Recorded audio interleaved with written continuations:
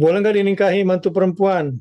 Kemudian selanjutnya, dan Kan, diharamkan bahwa kamu memadukan dua saudara, ya. kakak beradik, dinikahi, boleh nggak? Pokoknya pernikahan di luar 14 tadi itu halal semua.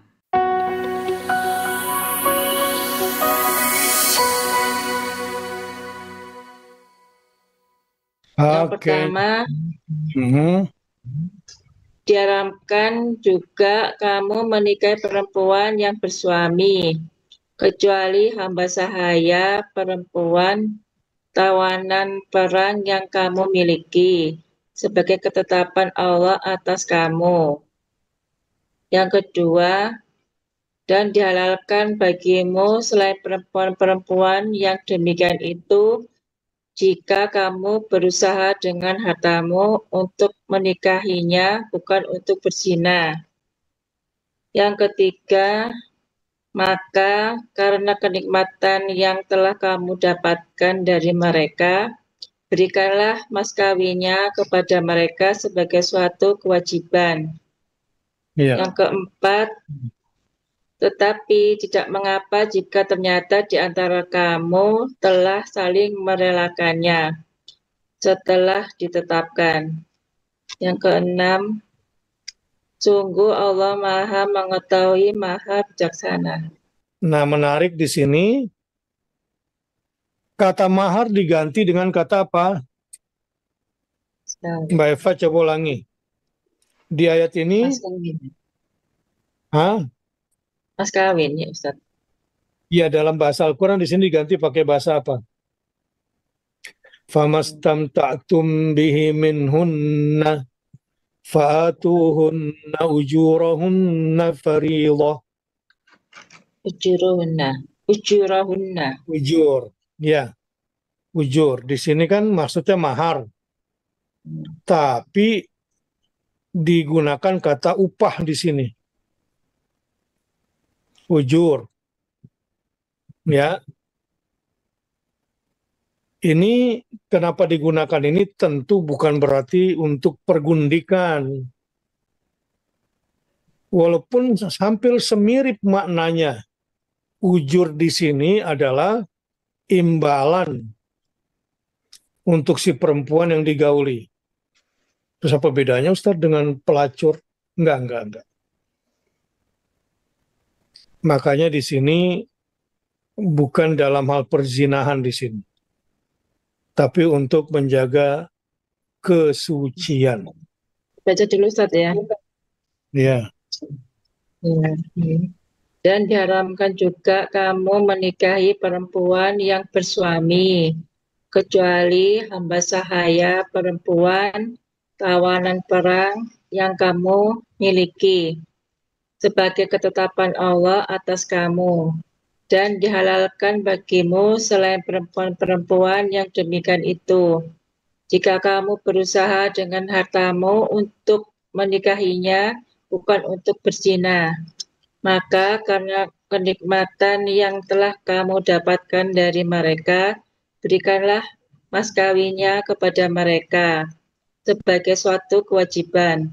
Tetapi tidak mengapa jika ternyata di antara kamu telah saling merelakannya setelah ditetapkannya. Sungguh Allah Maha Mengetahui, Maha Bijaksana. Mungkin perlu sedikit penegasan, konteks turunnya ayat ini pada perang Autas. Sahabat menangkap wanita-wanita musyrik yang masih bersuami. Para sahabat kemudian ragu, ditanyakan kepada Rasul dan turunlah ayat ini. Pada masa jahiliyah dulu, nikah dan kepemilikan budak sering bercampur. Jadi nggak jelas tuh hubungan nikah yang mana, hubungan perbudakan yang mana. Syariat datang mengatur dengan tegas, memutuskan hukum, serta untuk menjaga nasab.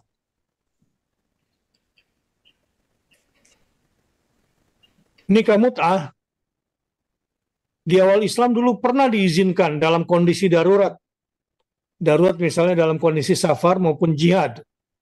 Kemudian setelah itu diharamkan selamanya.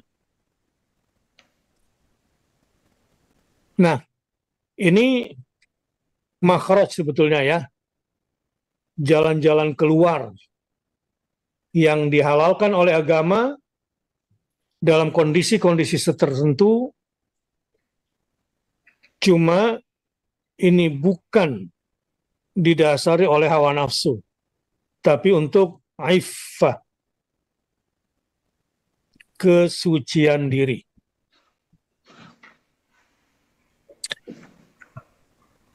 Disinilah bagaimana syariat secara sosial ya menjaga kehormatan pernikahan dan menjaga kesucian keluarga. Larangan zina ditegaskan dengan kata ghairu musafihin.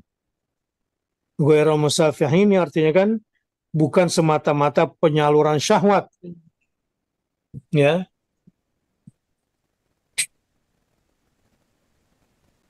Ghairu musafihin atau di sini ghairu musafihatin wala muttakhidati akhnan, nanti di ayat 25 ya.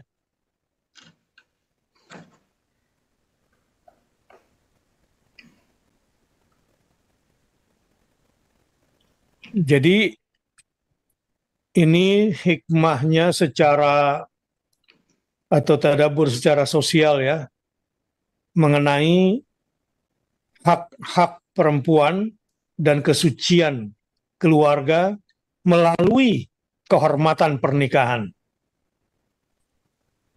Termasuk hak-hak perempuan dalam masalah mahar atau fariidhah yang diwajibkan.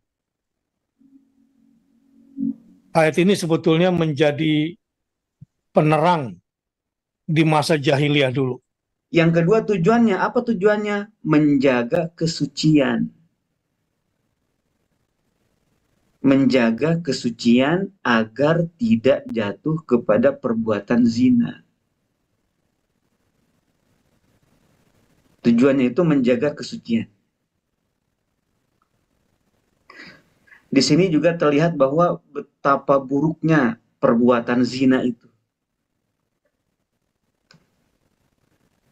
Menjaga kesucian agar jangan sampai jatuh pada perbuatan zina.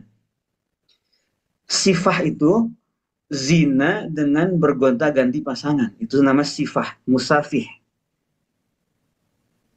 Jadi misalkan ya kayak tradisi-tradisi orang fasik ya berzina dengan membayar perempuan yang berbeda di setiap kesempatan, yaitu musafih, sifah.